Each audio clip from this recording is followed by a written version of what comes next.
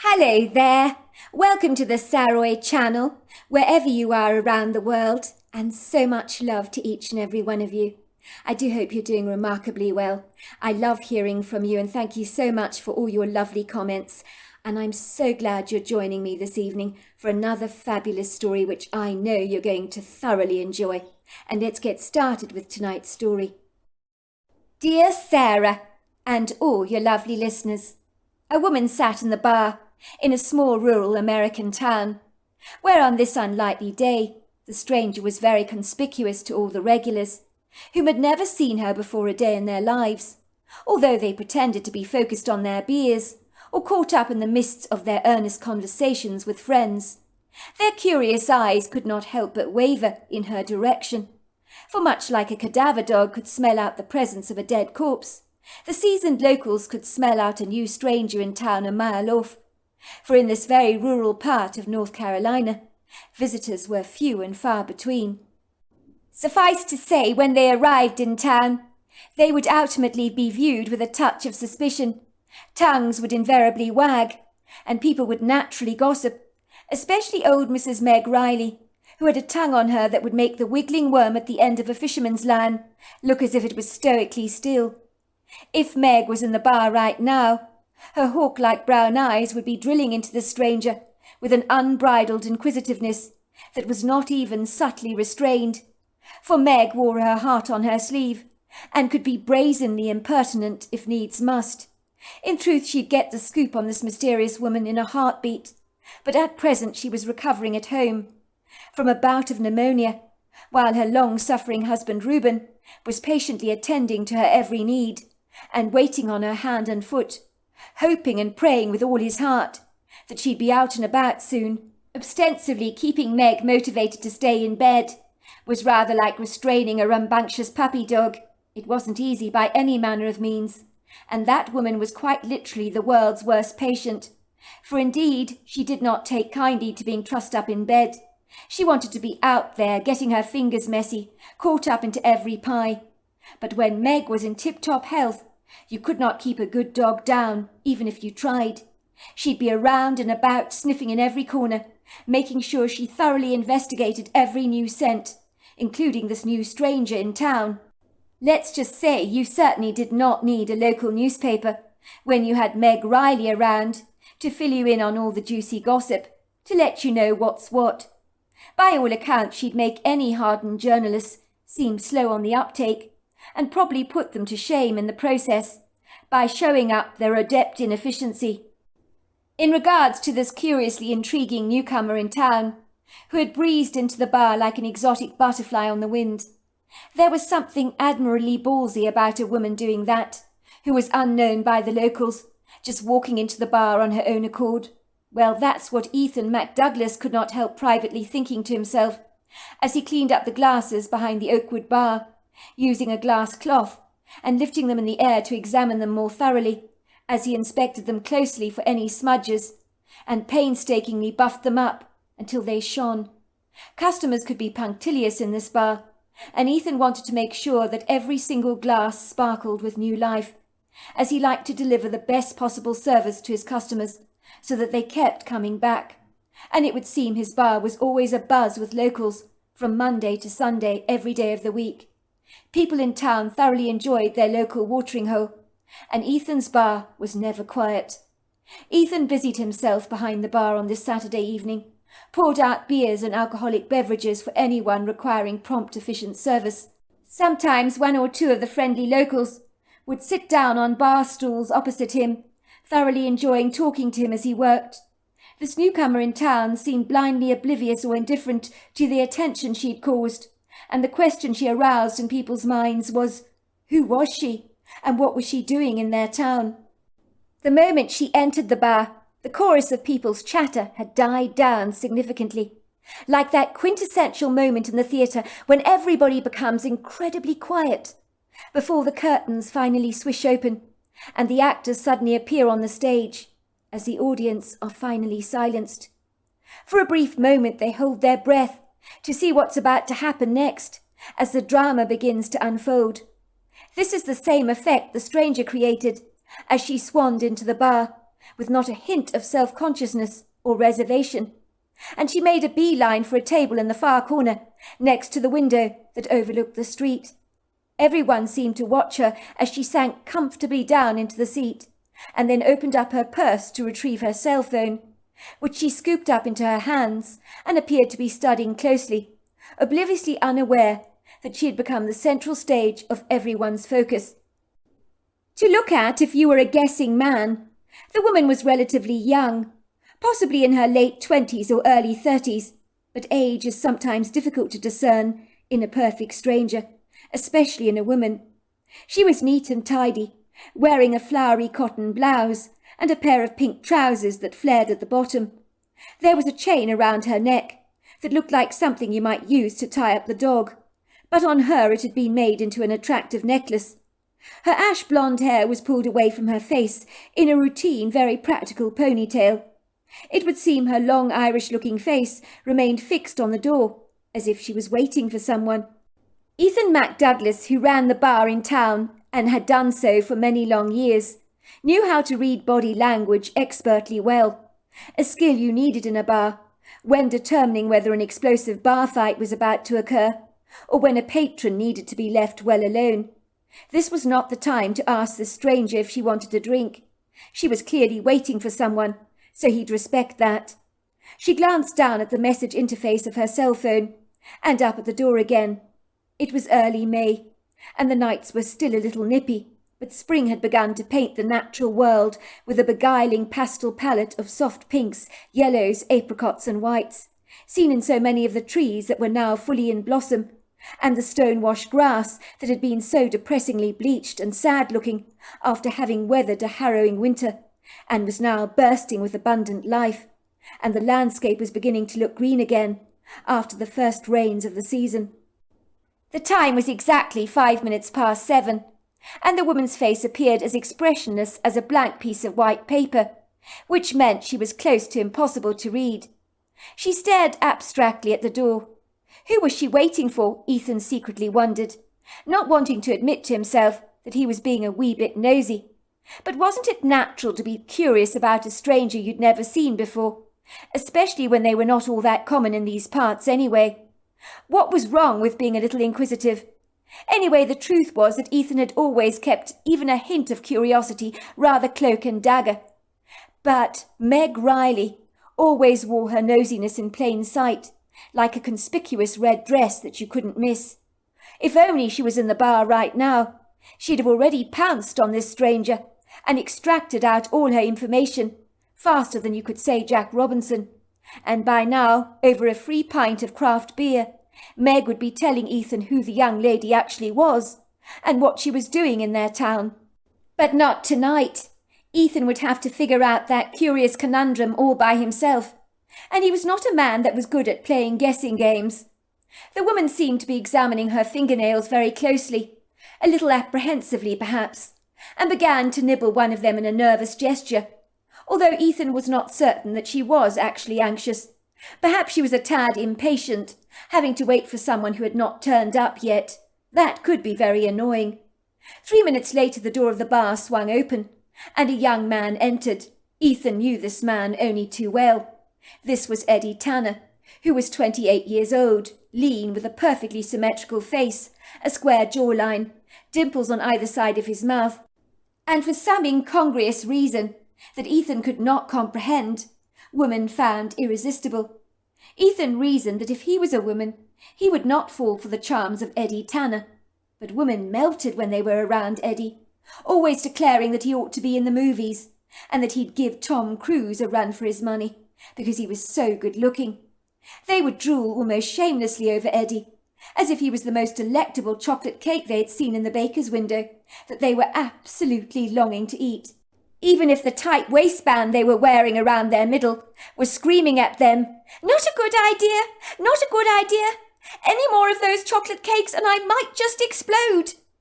It didn't do Eddie Tanner any good either, to have women falling all over him like confetti over a bride, Ethan privately mused to himself. Ethan could not see the attraction that women had towards the likes of Eddie Tanner, but he continually reminded himself he was not a woman, so he was not seeing Eddie through feminine eyes, but he was sure if he could, he wouldn't be easily won over by the man's charms. "It's those dimples around his mouth, and those ocean blue eyes, of course, that make women crumble at the knees," Meg Riley had told him once. Meg always had an answer to any enigmatic question that would plague your mind, like an annoying fly you seriously needed to swat away. "Of course I'm not like most women," Meg had told him with a haughty pride. "I'd never be seduced by the likes of Eddie Tanner. You may laugh because I'm in my 70s now, but let me tell you, in my day, I was quite the looker. People's always turned their heads in my direction when I'd walk past. And if Eddie had been around back then, I would not have been remotely beguiled by him. But then again, I've always been far more discerning than the average woman. I'm not easily swayed by good looks, you see. I'm far more particular in what I look for in a man, which is why I ended up marrying my husband Reuben. God broke the mould when he made my Reuben. That husband of mine is a rare treasure, let me tell you." "And why would that be, Meg?" Ethan had asked her with a twinkle in his eye. "Why would Eddie Tanner be unable to seduce you, if you were in your late 20s again? Go on, I'm interested. Let me hear it." Meg raised a brow. "Don't tell me you don't know, Ethan. It's because Eddie Tanner has been through more women than I've had hot dinners. And what's more, he has no shame about it whatsoever. In truth, a man who throws himself around the place indiscriminately like a golf ball on a green, always trying to aim for the hole-in-one. He really doesn't have much class, does he? A man like that, with such a lascivious reputation, cannot be trusted as far as you can throw him. In truth, Eddie Tanner seems to think he's some kind of a Casanova, or worse still, a demigod, and he absolutely is not. Now, if you want my opinion, it's some of the local lasses that have made him believe that he's all that, swooning over him as if he's Marlon Brando. I mean, honestly, do they have no shame or self-respect? I've heard some women, local women, whose names I shall not mention to you, have sent Eddie Tanner some very inappropriate pictures of themselves, on their cell phones, I might add, if you get my drift. Now, in my day, if you did something like that, you'd be considered a very loose woman indeed, without any moral fabric whatsoever. But I ask you, what woman in her right mind would do such an outrageous thing like that anyway? Those pictures, suggestive pictures I might say, if they ended up in the wrong hands, could ruin a young lady's life and reputation. Yet hindsight is something these youngsters fail to engage in these days, and more's the pity if you ask me."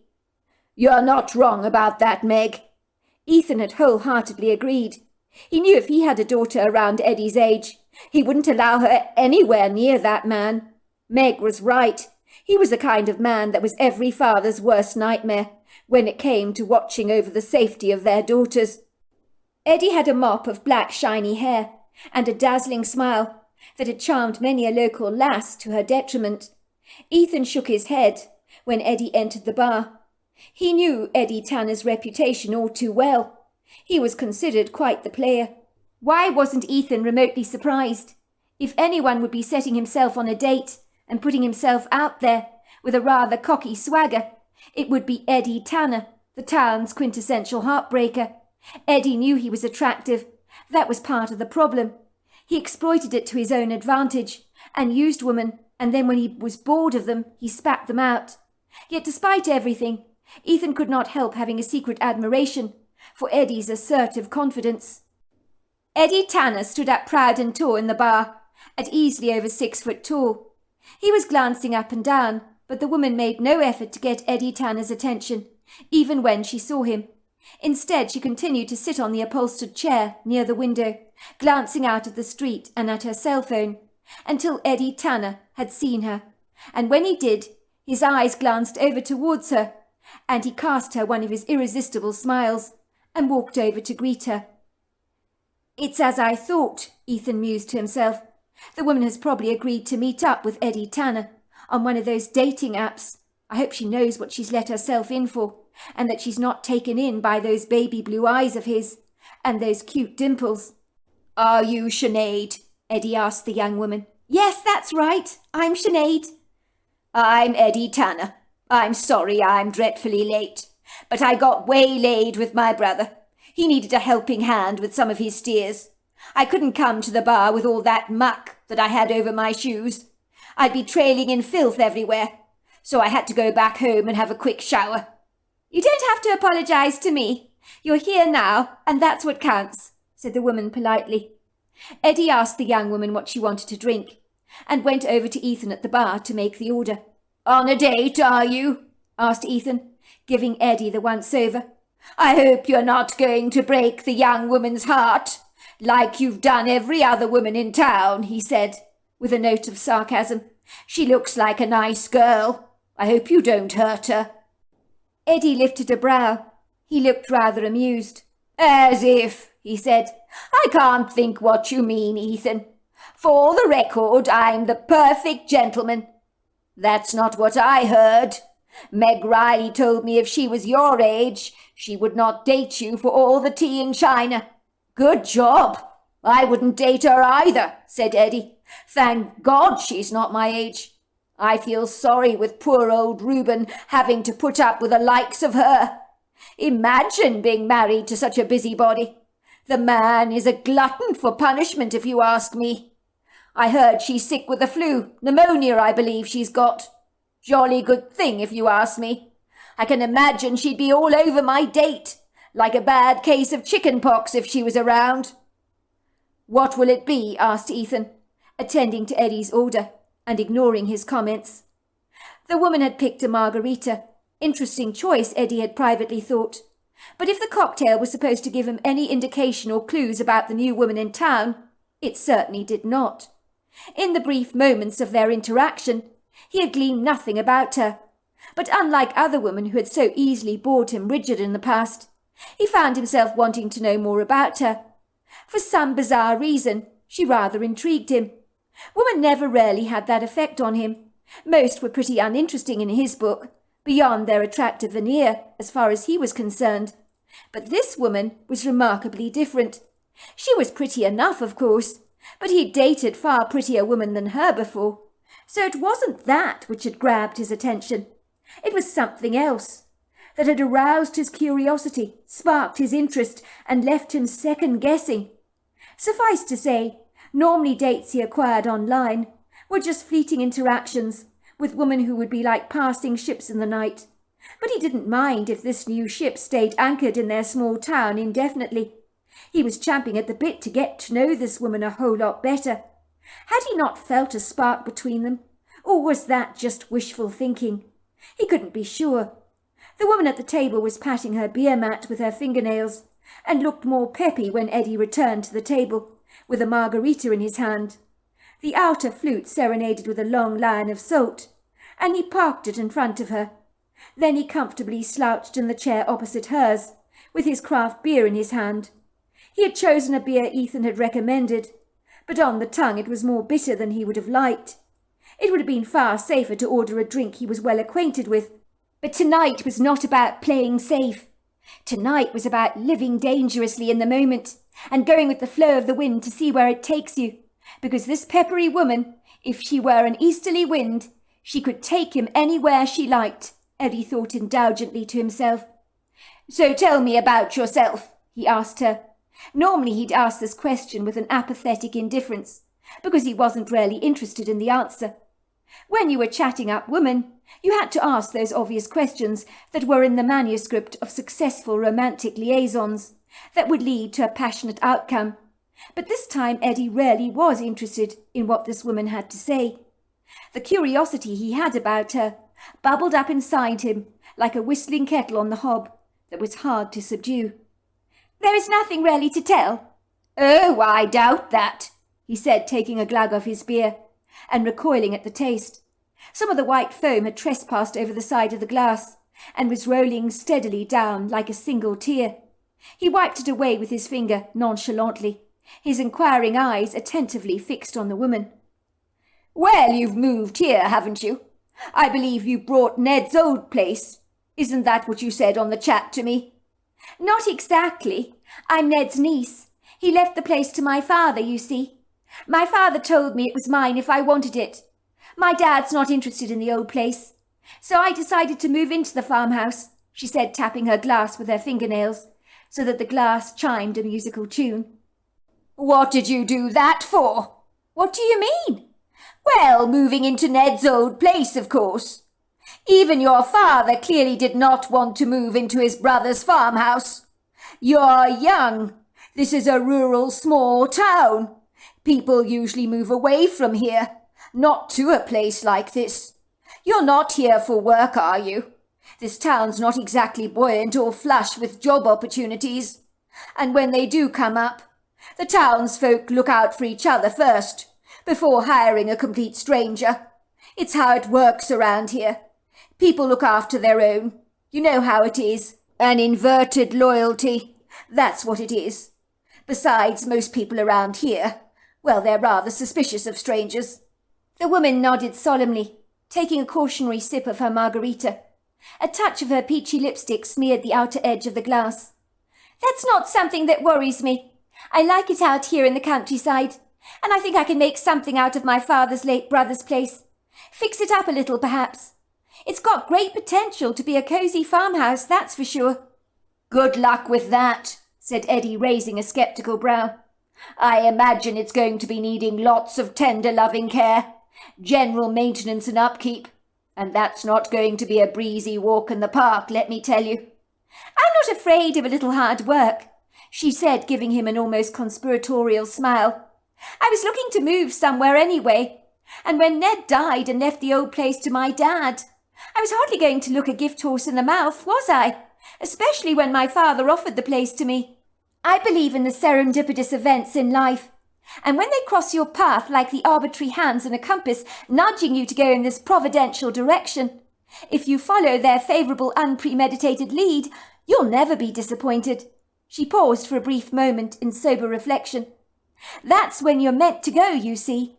It's fate beckoning for you to follow her lead, and resisting that powerful persuasive nudge.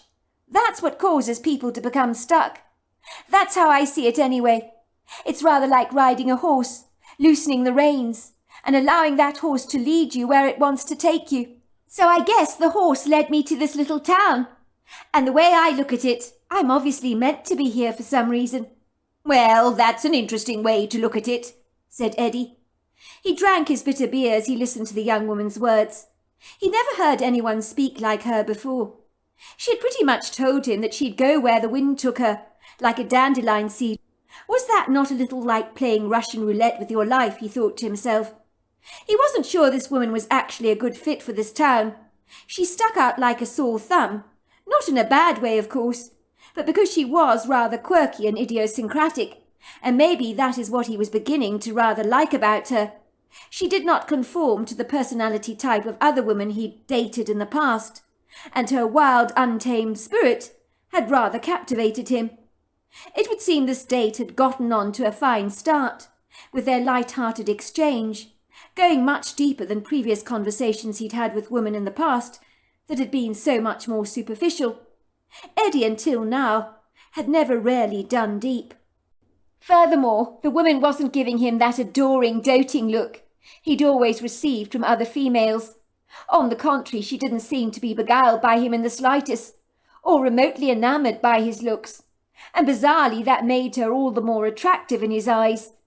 In the beginning he'd found her pretty enough, but now as he was getting to know her more and more, he found her bewitching, mesmerising even, and fascinating for sure.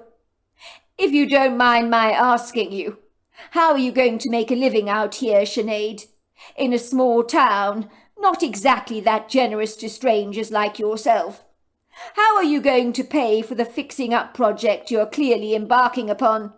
Because restoring Ned's old place into tip-top condition is not going to come cheap, let me tell you.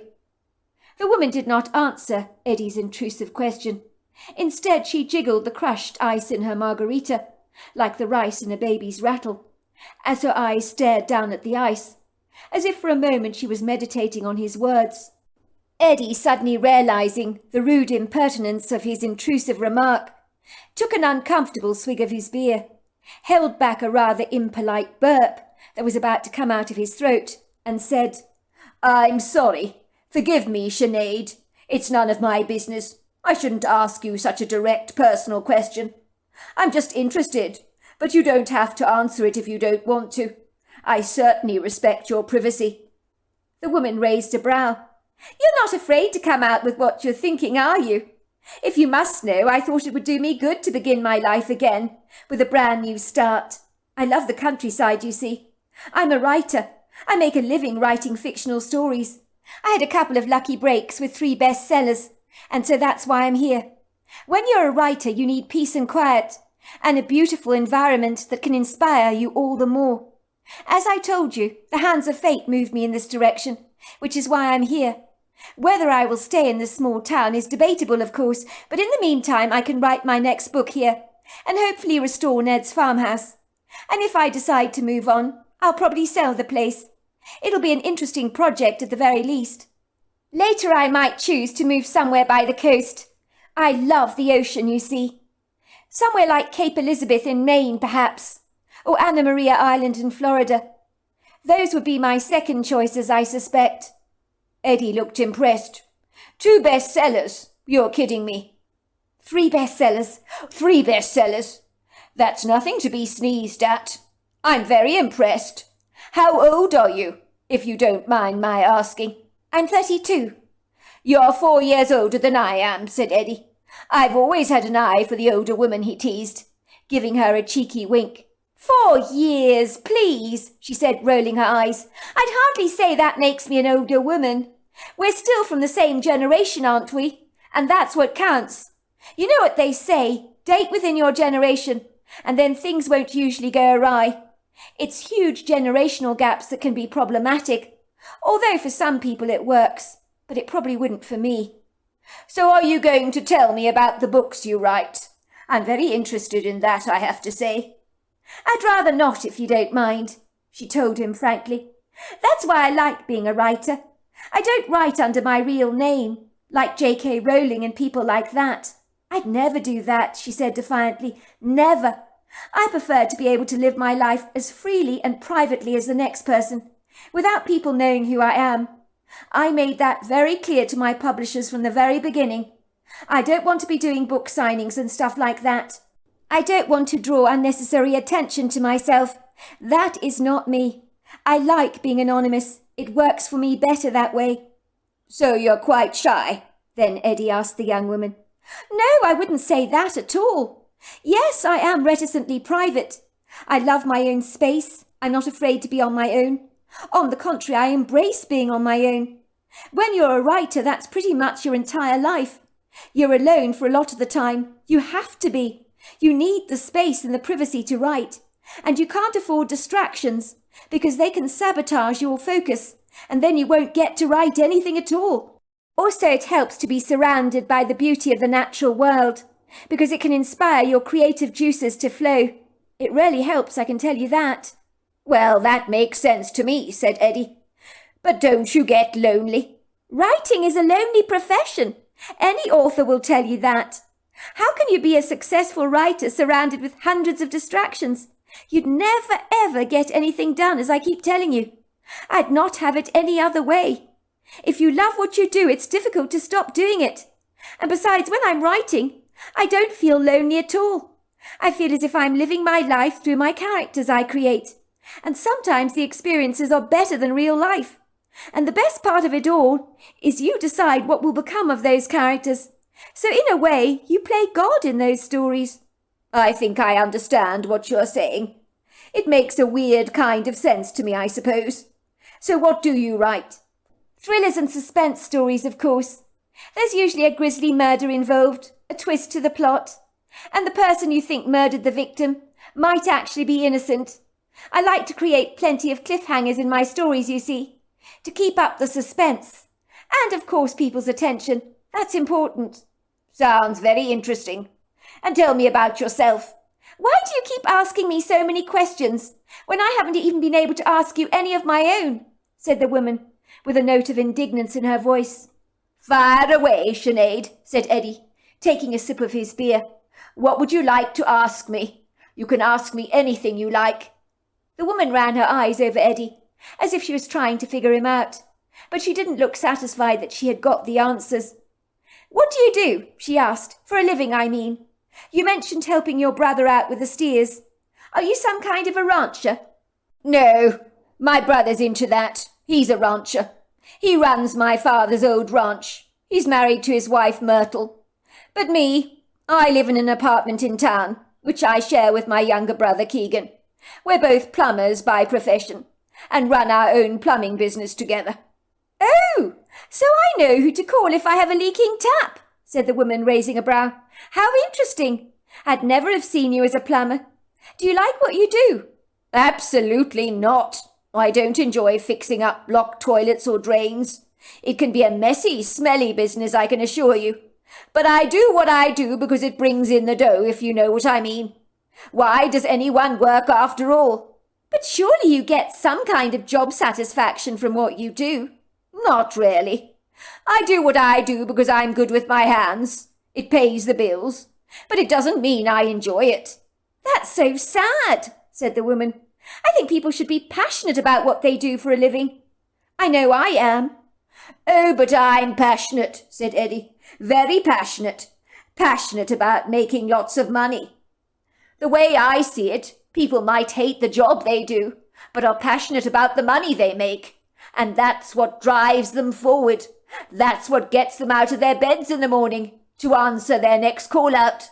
"I get your point, but I still think job satisfaction is incredibly important in life. I couldn't imagine spending years and years doing something I loathed. I'd absolutely hate that. It would be so destroying." "Some of us don't have much of a choice. Believe me, millions of people do things that they loathe. There are people out there flipping burgers, emptying bedpans, or like me, fixing up dirty toilets. And they do what they do to survive, to make a living, to pay their bills, to put food in their bellies. It is what it is. And no one said it's pretty. If you must know, Sinead, I don't think we're here on earth to be happy. We're here to overcome the hurdles that life throws at us. And some of those hurdles are not for the faint-hearted. On the contrary, I think those hurdles define who we become as people one day. I mean, look at the great explorers. I don't believe for a minute they enjoyed climbing the highest mountains. I mean, think about the monumental struggles they had to overcome. Exhaustion, fatigue, hunger, issues with oxygen, painful joints, freezing conditions, throbbing headaches. I could go on and on. My point is, when you get to the top, you feel amazing. They have vanquished a monumental hurdle, they have, and lived to tell the world about it. It's the same for people who sail around the world. You hear about it all the time. They don't enjoy the process, but they love the challenge. They enjoy overcoming adversity and emerging victorious. It makes them feel alive. They have conquered, overcome, surmounted, succeeded. And that's a high you don't get from drugs, let me tell you. If they could bottle that feeling in a bottle, those bottles would be sold out in a heartbeat." "You make an interesting point, Eddie," said the woman. "I think life is about surmounting hurdles. You're right about that. Believe it or not, I get them with my writing. And that happens to me more than I care to admit." The woman rattled her ice in her margarita glass, as Eddie realized she needed another drink. And so 3 drinks later, both Eddie and his date were slightly more bladdered, which helped the conversation flow even more easily. And the more the couple talked together, the more comfortable Eddie felt with this young woman. Almost as if he'd known her all his life. Never in his wildest dreams would he think a man like himself would be drawn to a fictional author of all things. That he would never have envisaged happening. Eddie lived in a world that was far from fictional, and had never possessed any imagination whatsoever. Well, so he'd been told by his English teacher in school, in no uncertain terms when he was a boy. At school he'd handed in an essay that had been such a bitter disappointment to the teacher, she'd embarrassed Eddie by making him read the essay out to the entire class, and she told them all categorically that this is how not to write an essay. After being humiliated publicly by his English teacher for his appalling ability to string words together in a fluid sequence of meaningful banter, Eddie had turned his back on all things fictional, and even movies on Netflix, if they were not based on truth, seemed to fail to hold his attention. But Eddie found himself locked under this woman's spell, a woman who made her living by making up stories. It was almost laughable, he thought to himself privately. The universe sure did have a warped sense of humour. Through the process of the long, rather pleasant evening, against the sound of people's chirruping voices that created a cheerful background buzz, and the clatter of cutlery, the couple began to talk in earnest. The woman found out that Eddie had no idea where his biological mother was. She'd bogged off when Eddie was only 10 years old. On occasion she'd sent him presents and phoned him from where she lived in Atlanta, but Eddie didn't know why she bothered to call him at all, for she never seemed interested in reconnecting. So Eddie had pretty much written her off. His father was retired, living in Maine with his new wife Anna, and had handed over the reins of the ranch to his older brother. Eddie had learnt about plumbing from his best friend's father when he was a kid, and somehow before long he found himself a dab hand at being able to help the locals with a leaking tap or a burst pipe. And now he and his younger brother both ran their own conjoined plumbing business, with the logo on the van that read, "When your drain is being naughty, call 444 or 4040. And then at the bottom of the logo it said, "The Tanner Brothers, we're here to fix the dirty problems you always want to avoid. Give us a call." The woman let out a huge yawn and covered her mouth apologetically. "I'm not bored by your company at all," she said. "Not at all. On the contrary, Eddie, I've thoroughly enjoyed myself this evening. And I didn't expect to, I hasten to say. I thought you'd be very boring, but on the contrary, I've been pleasantly surprised." Eddie looked surprised. "You thought I'd be boring?" he asked incredulously. "Why the hell would you think that, based on my profile?" "I don't know," said the woman. "I saw your picture on the dating app, and I very nearly didn't contact you. I thought, my God, here is a man who thinks he's all that. Snaps his fingers and the woman come running. I thought you'd be one of those egotistical types, with only a one-night stand on your mind. I thought we'd have a drink, and that would be that, and we'd invariably part company. I have no interest, you see, in having random flings with strangers." She shuddered in disgust at the very idea. "That bores me rigid. My life is far too interesting to waste my time on nondescript, meaningless and fleeting relationships with people. I'm not into that at all. But you're not shallow like I thought you would be. And well, I'm impressed. Very impressed, actually." Sinead's words made Eddie flush as red as a field of poppies. He hoped she hadn't seen the tips of his ears growing red as well. What Sinead did not know was Eddie had initially hoped this date would end up being a one-night stand. But certainly not any more. Eddie was not interested in this woman like a passing ship in the night, but he wanted to get to know her more, so he intended to be a perfect gentleman. When Eddie learnt that the young woman had taken a taxi to the bar, he thought he would do the chivalrous thing and drop her back home, at Ned's old place, even if it was in a carriage that lacked a great deal of lustre. Eddie's plumber's truck was not exactly the ideal truck to escort a lady in, but in the past none of Eddie's dates had complained about his truck, and nor did Sinead, as she sat gratefully in the seat. "Thanks, I appreciate the lift so much. I didn't fancy calling a taxi." So there we are. That's the end of part 1. Part 2 is tomorrow night, and I look forward to you joining me then. Until next time, goodbye and good night.